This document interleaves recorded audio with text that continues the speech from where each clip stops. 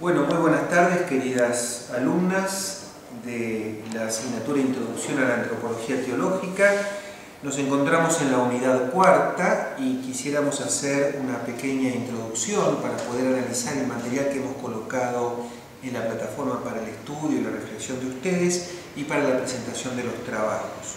Bueno, vamos a recordar de qué estamos hablando. Estamos en la unidad cuarta que quiere responder a la pregunta ¿qué es la antropología teológica? Ya entramos en el corazón de nuestra asignatura y para eso lo miramos desde dos perspectivas: la encarnación del Verbo de Dios, el Hijo de Dios que se hace carne, y la Pascua de Jesús, es decir, el misterio por el cual el Hijo de Dios hecho hombre da su vida en la cruz. Bueno, comencemos por la encarnación. Llamamos encarnación del Verbo un misterio de la fe cristiana por el cual María es constituida en Madre de Dios porque el Hijo de Dios se hace carne, se hace hombre en su seno por obra del Espíritu Santo. Esto lo podemos ver en el texto conocido de la llamada Anunciación, Lucas capítulo 1, versículos 26 y siguientes. ¿Se animan a confrontarlo un poquito? Bueno, si queremos ver el misterio en toda su profundidad, de la encarnación, siempre estamos acá, vamos a otro texto que los invito a que lo lean, que es Filipenses, es una epístola de Pablo, capítulo 2, del versículo 5 al versículo 8, donde dice que el Hijo de Dios se hizo carne y en este hacerse carne, es decir, el misterio de la encarnación, se anonadó, haciéndose hombre, para dar su vida en la cruz. De este texto de Pablo, ¿qué podemos sacar nosotros? 4 puntos. En primer lugar, que siendo Dios se hizo uno de nosotros, se hizo semejante a nosotros. Y esto lo podemos ver luego en la vida de Jesús, porque Él se alimentó, tuvo que descansar, trabajó, sufrió, se alegró, es decir, vivió como un verdadero hombre siendo Dios. Pero además recapituló en sí, en su persona, todo el pecado de la humanidad, ¿no es cierto? Asumió la carne de pecado, esto también lo va a decir San Pablo. ¿Para qué?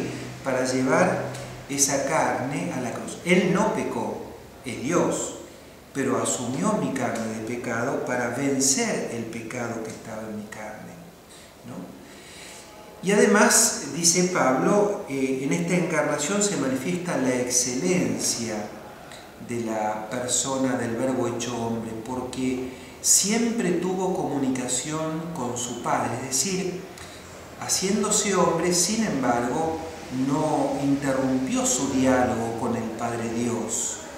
El Padre es Dios, el Hijo es Dios, el Hijo se hace carne, pero aún haciéndose hombre, siempre mantiene comunicación con su Padre. Es decir, es un hombre excelente, es un hombre que se comunica con su Padre Dios, ¿no? Decimos que se hizo solidario como el autor, porque Jesucristo está al inicio en la creación, con su obra, que somos nosotros.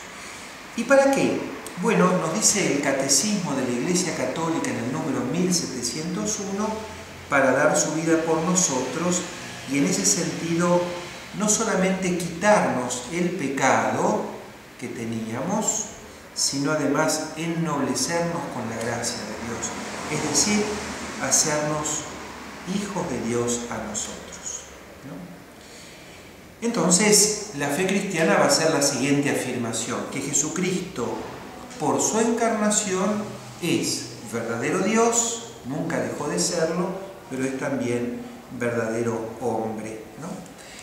Si vamos al Catecismo, este texto que los he invitado a leer, el Catecismo de la Iglesia Católica, en los números 465 al 478, vamos a ver cómo en la historia de la Iglesia hubo muchos momentos en que se intentó negar esta verdad, es decir, que Jesucristo es verdadero Dios y verdadero hombre.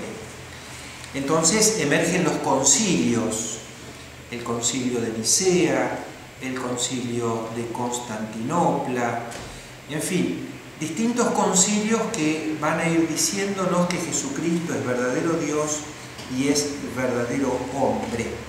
Y que en esta condición de verdadero Dios y de verdadero hombre, en la unidad de la persona divina, da su vida en la cruz, libremente, por obediencia al Padre y por amor a nosotros, ¿no? Es paradojalmente esta persona, la del Verbo encarnado, un misterio de amor por nosotros, ¿no? Si uno lee los Evangelios, sea que uno lea Mateo, o Marcos, o Lucas, o Juan, siempre va a descubrir que Jesús vino para eso, vino para dar su vida por nosotros, por obediencia al Padre y por amor a cada uno de nosotros, a toda la humanidad. Y esta fuerza del amor de Dios hecho hombre se muestra en la última cena, cuando Jesús anticipa el sacrificio de la cruz, ¿no? Él, si ustedes recuerdan, lo podemos leer en el Catecismo o en la Palabra de Dios, en la última cena toma un trozo de pan, lo parte, diciendo: tomen y coman todos de él, porque esto es mi cuerpo que será entregado por ustedes. Y luego toma el cáliz con el vino y la bendice diciendo: esta es mi sangre derramada por la salvación de muchos.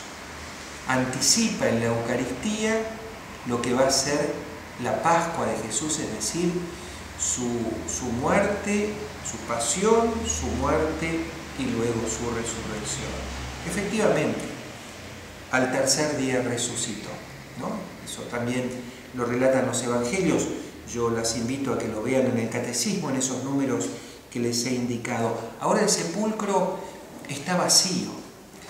Van los discípulos, van algunas mujeres el domingo muy temprano al sepulcro de Jesús y se encuentran con que la piedra está corrida y que Él no está. Más aún, que unos ángeles se aparecen para decir que no lo busquemos allí en el sepulcro, en la tumba, porque ya no está allí. El mismo Jesús luego se va apareciendo a los discípulos y a estas mujeres que lo habían acompañado durante su vida. Jesús resucita, pero resucita en su realidad personal, es decir, como hombre, con un cuerpo glorioso. Pasa de un estado de muerte a una vida nueva, que está más allá del tiempo y del espacio. Podemos ver en los textos del Evangelio cómo Él penetra, ¿no es cierto?, en las habitaciones sin abrir la puerta, atravesando los cuerpos, ¿no? Está lleno del Espíritu Santo, es un cuerpo glorioso, es un cuerpo resucitado que vence a la muerte y es anticipo de nuestra resurrección. Por eso, a Cristo resucitado lo llamamos el hombre nuevo, es decir, el hombre que está en cuerpo humano, pero en un cuerpo vivificado, lleno del Espíritu, en un cuerpo glorioso. Lo llamamos el nuevo Adán. Y el nuevo Adán, este Cristo resucitado, me dice a mí, nos dice a cada uno de nosotros, quiénes somos nosotros y cuál es la grandeza de nuestra vocación. Las invito a leer el número 1701 del Catecismo, ¿no? Y esta es la expresión nuestra como imagen de Dios. Hemos sido creados a imagen de Dios, que significa decir a imagen de Cristo, el Hijo del Padre, y por eso yo soy hijo de Dios y participo a partir del bautismo de esta resurrección. Bueno, queridas alumnas, para que ustedes puedan trabajar, terminamos diciendo que la Pascua de Jesús, este misterio de muerte y resurrección, me saca del pecado. Ya no soy esclavo del pecado, me liberé del pecado, pero más aún, he sido ennoblecido por la gracia de Dios, soy hijo de Dios. Que estas ideas que hemos sacado de la palabra de Dios y del catecismo, según el programa que ustedes han recibido, bueno, nos ayude a reflexionar esta cuarta unidad y a producir el trabajo para el cual, bueno, continuamos en interacción. Muchas gracias y buen trabajo.